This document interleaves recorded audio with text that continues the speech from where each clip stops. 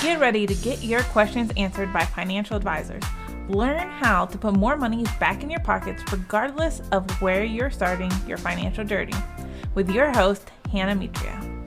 Before we jump back in, can you share with us again, Matt, about you, your company, and then we're going to jump into other things.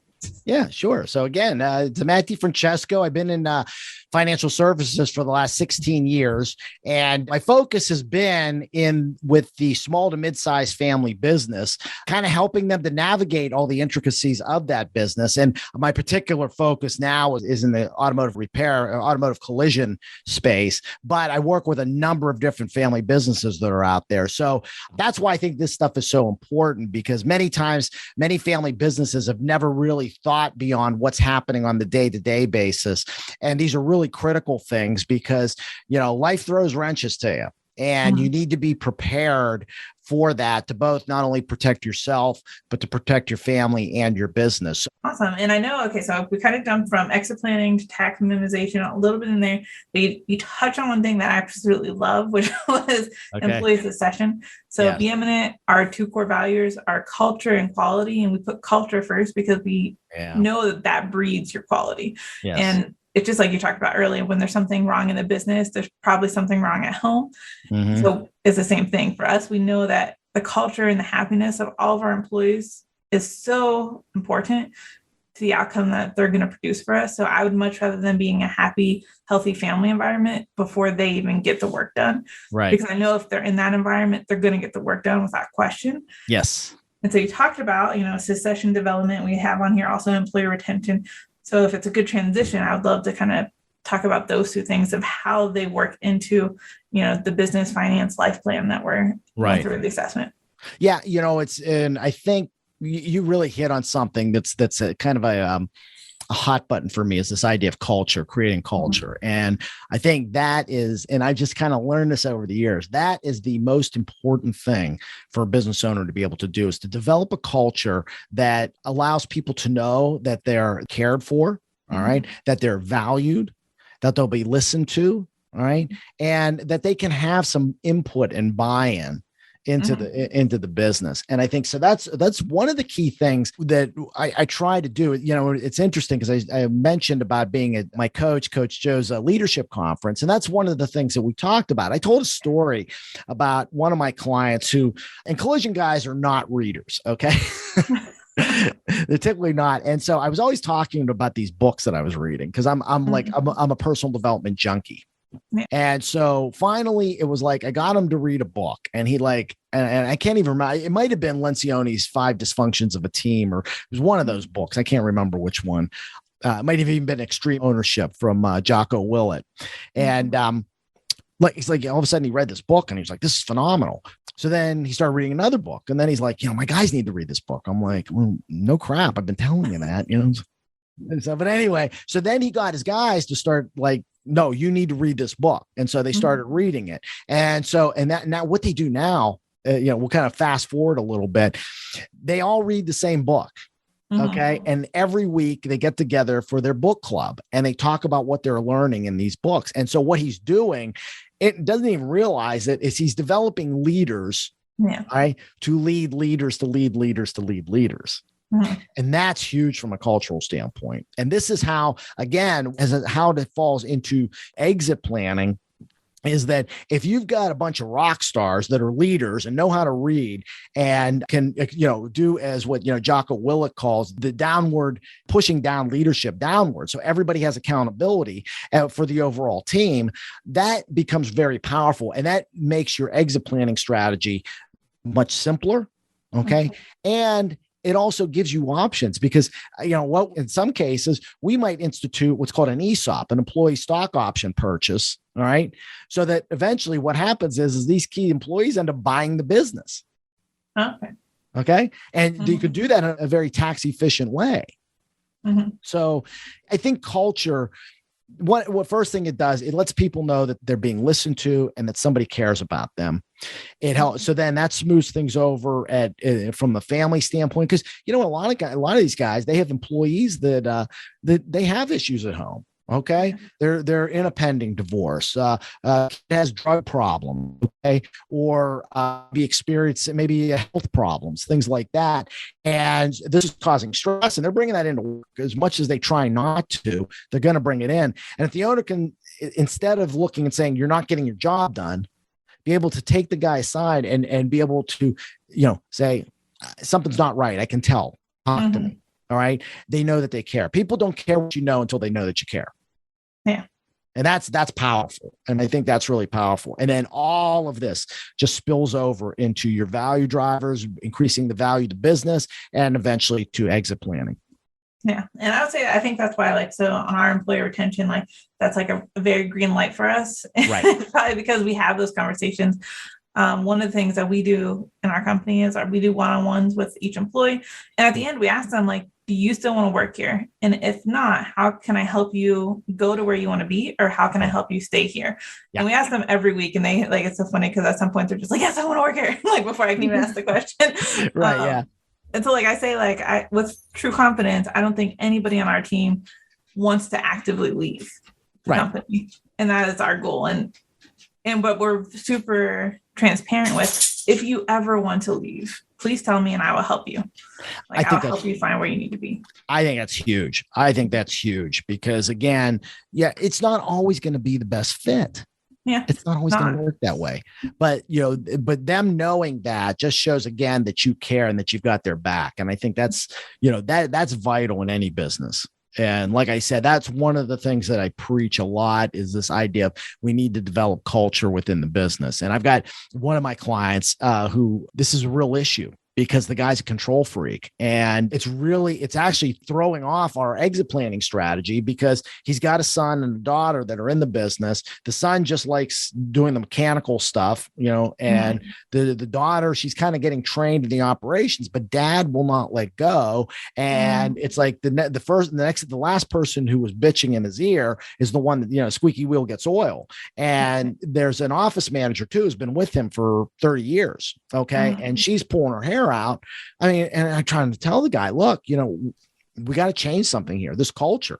All right. Because you're going to frustrate your kids to the point where they're going to say, we don't want this thing. This is a nightmare. Okay. And then you've got this office manager who's been with you 30 years, who knows the business inside and out, is basically keeping you afloat. You're going to lose her. Yeah. Culture is probably the biggest thing to work on. And it's probably the easiest if you can get the owner to start buying in on why it's important. Yeah. And just like you talked about control. Yeah. Even when you hire that first employee, I think that first employee is the hardest one to give up the control of. Yeah. Because you've done everything yourself for all these years or months or however long it's been. And all of a sudden now, you need to give a piece away and trust somebody else to do. And it's tough. That's hard. Even for me, at first giving it away, and it definitely becomes easier as you go. Keep adding people in, because then it's each person, and then training the management to give up the next piece of control. So maybe his daughter was in, a different role where she was customer service based, and now she has to trust somebody else to talk to those customers while she takes over operation. And it's definitely, but it comes down to control is one of the things. Just kind of being able to give up that control is crucial. But I think it all comes down to trust. Yes. Trusting your employees, and, not being so fearful of those things. Yeah. And, it takes a lot of mindset, and reading books, just like you're mentioning, is the way to start being able to shift those things and the practices. Right. Yeah. Lencioni in 5 Dysfunctions of a Team, the foundation, he uses a pyramid example, but the foundation of that pyramid is trust. And he said one of the biggest, that's usually when there's dysfunction on a team, it's because there's no trust. Yeah. So when there's no trust, then we can't have conflict. And people think of conflict as something that's a negative, but actually we need to have healthy conflict to be able to, think about it in your marriage. If your husband might have one idea about what schooling for, your child, you have a different idea, and you guys have to have some conflict to get some resolution to that. Okay. But if there's not that foundation of trust, you'll never have that healthy conflict. Yeah. So, and then if you don't have healthy conflict, then nobody's going to hold each other accountable, which, and then the whole thing starts to spiral. So that's really where the foundation comes in, is building trust. And it was interesting. I know as I do these family meetings, I had one time where usually just in the first meeting, what I do is I have the founders or the who's ever in charge give the family story. Okay, here's how the business started. Here's how I got involved, yada, yada, yada. People kind of think, well, why would you do that? Because, most of the time the families don't even know the story. And so then we start having dialogue about different things. And there was it got ugly. I mean, it was blood and guts and tears and all this stuff. But as we came out of the meeting, I was talking to the wife, and she looked at me and she goes, you know what? Thank you for this. She goes, my husband, because he's third generation in the business. Well, actually second generation, because his dad and his uncles started the business, and they never let him have any input like that. And she goes, thank you for allowing my kids to have input. Yeah. And again, now we're starting to build that foundation of trust. Mm-hmm. And, it's interesting because like one of the comments this client would always make is that, because he wouldn't make decisions on stuff. And his line was, and he learned this from his uncles and his father, not making a decision is making a decision. But it's funny. I just had about 2 weeks ago, I just had a conversation with the son, and he's like, you know what? That's BS. He goes, because we're stagnating right now. And so now that's part of the dialogue we'll have at our next meeting is about, okay, you know what? We've learned that this is not an appropriate way to work. And what it's doing, it's causing stress on everybody else. You need to start making decisions. And it's not, sometimes we get so worried about making the right decision. I remember a mentor of mine used to say, don't try to make the right decision, make a decision and then make it the right decision. Definitely, because that's the worst. Indecisiveness is worse than making a wrong decision. Yeah. Because at least you can grow, you can fail and try again if you've made a decision. But if you don't, it's what ifs it becomes. It becomes the coulds, the shoulds, the what ifs. And so you just can't do it. And having a team that can make decisions, know that their value on their input is crucial. And especially in the sales business, if that's where you're headed, right? Because, who wants to buy a company where everybody doesn't want to talk to each other?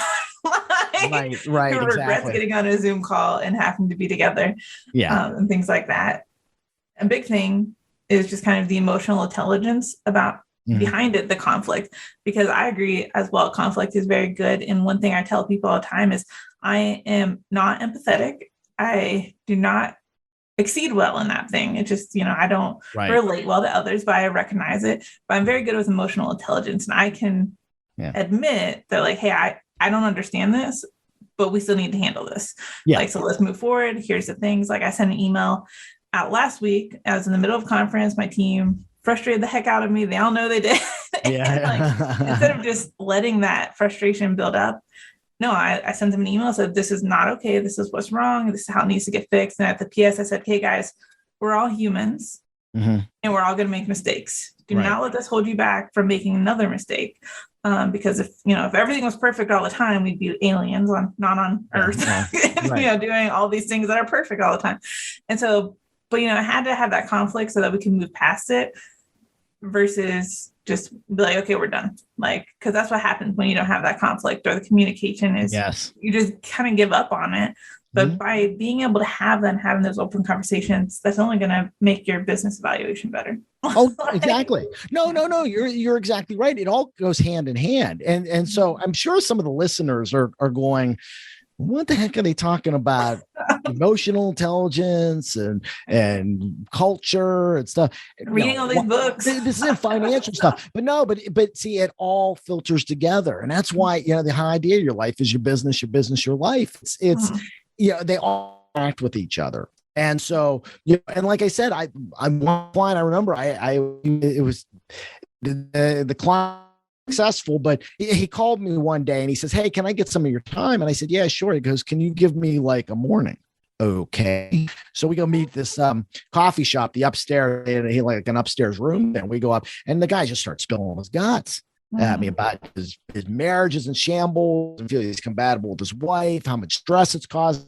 The kids, he's they're in the business. They incapable. What am I going to do? And finally, he just, and so I'm kind of going, oh, crap. So I just started telling him a little bit about my story, and we started then working through a lot of this. Mm-hmm. And again, the bottom line is I developed enough trust with him that now he could open up with me, and now I can help him. And you know what ended up? I mean, a lot of it was I had to get his wife and the kids to a counselor. Mm-hmm. I'm not a psychologist. I don't do that kind of stuff, or a psychiatrist, but we got into somebody to help to do that. And it helped to resolve a lot of those issues. And, now we can move forward, and we're moving forward on this whole planning process now. Because your family and all that is so big of an impact. Like that's one thing we're looking at right now is actually getting a therapist that's on retainer for the company.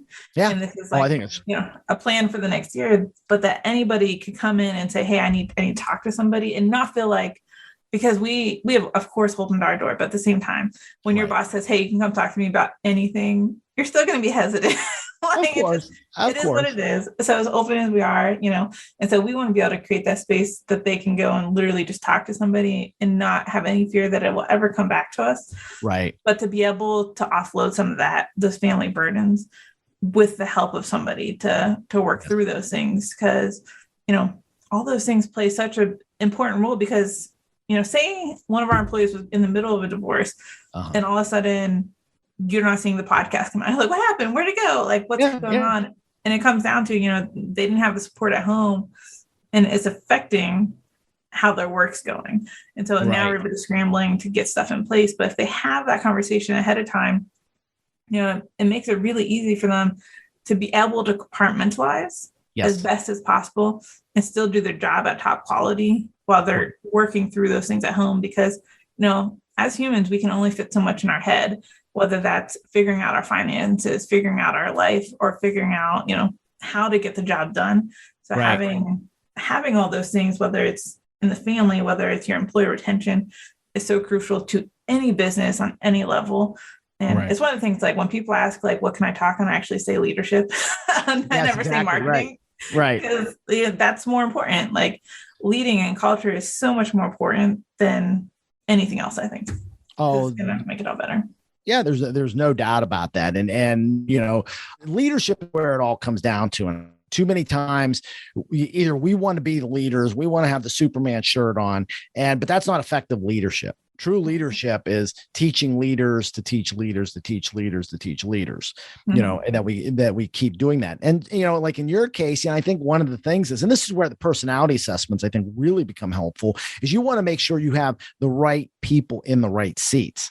Mm-hmm.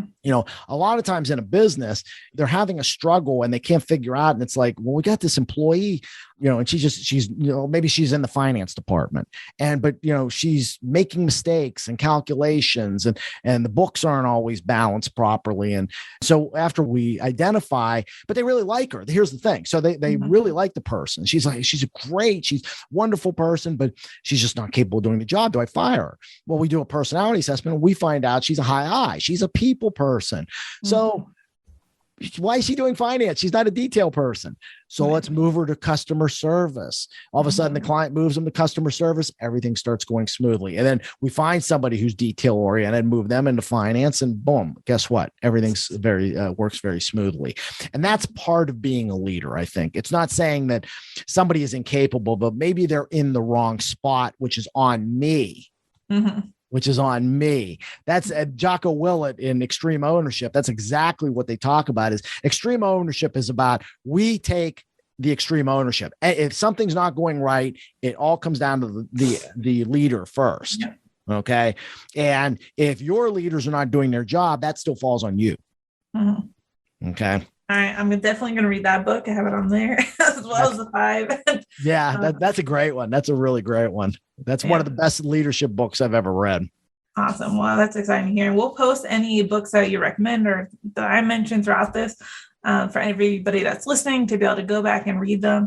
And I know we're about to hit the hour, so we'll have to pause here. So anyone that's listening, if you're like, I want to take this survey and I want Matt to go through this with me. Okay. Yeah. We're going to post a link that you can go directly take this survey, and then he'll reach out to you to schedule an appointment, because just like you're hearing us go through this right now, he's going to do that with your survey. So you can't just get the survey and be like, oh, okay, I know exactly what I need to do. It unfortunately doesn't work that way, because we're not financial advisors. We are business owners. in our own right, and we know what we're doing in our business. And this is what he does in his business every day to help business owners create that plan, whether it's to grow their valuation, to just, establish all that business. If you're a serial entrepreneur and you want to just do this every 5 years, he'll help you do that too. Heck yeah. If you're at that stage where you're like, hey, I'm ready to exit this. Who do I give it to? How do I do it? He can help you with that. So we will put that link in there. And I'm going to post my pie chart so you can kind of see what we're going off of and looking at. Right. And if you're on YouTube, you've seen Matt putting it up on screen so you can see like all those different pieces. I know we have, probably half of them still to go through. So we will talk again to bring these in. Right. Is there anything else you want to add before we kind of jump off for today? No, I think the key is that, and you hit on this, that it's not something that you do and then like look at the pie chart and say, okay, I know what my priorities are. We have to talk through them. It's just like what we talked about. Okay, like you're not looking to exit, but exit objectives and maximum price are two of your higher ones. To me, that doesn't make any sense. Mm-hmm. So let's talk through this. And what we found was that, no, you're looking at raising the value of the business. Okay. Mm-hmm. So really value drivers is probably a little higher, and also your tax minimization. And then as we have the conversation, we start to see other areas that we need to work on. So then we can develop an accurate plan. So I think it's important. This becomes the talking point, but then we need to talk through this to really identify what next steps need to be taken.